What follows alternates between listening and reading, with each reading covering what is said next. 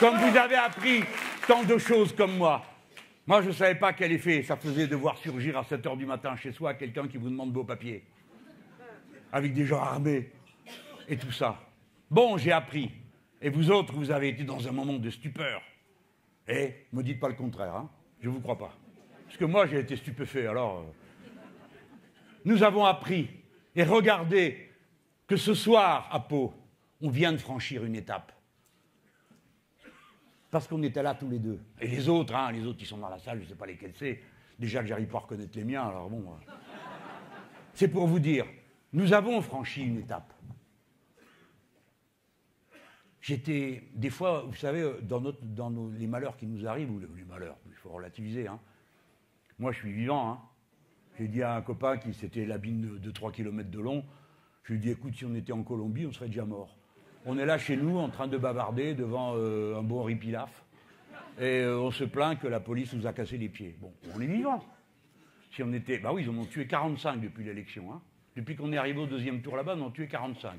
Et ils ont annulé l'élection du camarade qui était au 2e tour.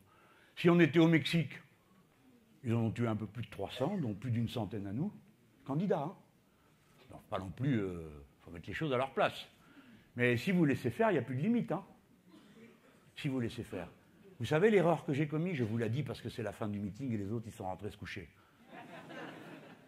L'erreur que j'ai commise, j'étais sûr, j'étais certain que je m'adossais à une protestation immense qui jaillirait devant le fait qu'on intervienne dans le siège d'une organisation politique pour lui piquer ses fichiers, comme ça a été le cas au parti de gauche et comme ça a failli être le cas au mouvement La France Insoumise. J'étais certain de ça. Et je vais vous dire, j'ai le cœur qui saigne, pas de ce qu'on a vécu ce jour-là, ça passe tout ça. Ce qui me fait saigner, c'est de dire on est resté tout seul. Il y a Morel qui s'est mouillé.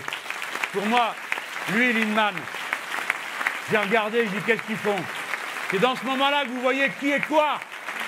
Les lâches, les tireurs dans le dos, ceux qui pensent qu'ils vont tirer profit de la situation pour essayer de vous grappiller une petite poignée de voix ici, une petite poignée de voix là.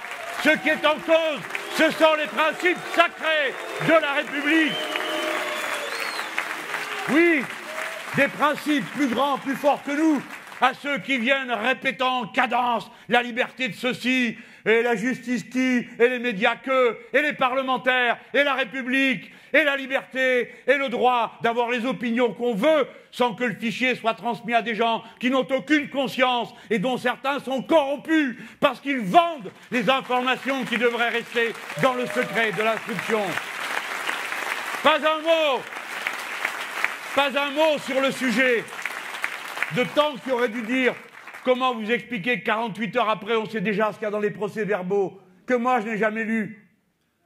Comment comprendre que personne n'ait protesté, qu'il nous ait été appliqué des règles de fonctionnement pour des perquisitions qui sont appliquées d'habitude et seulement et exclusivement au grand banditisme et au terrorisme.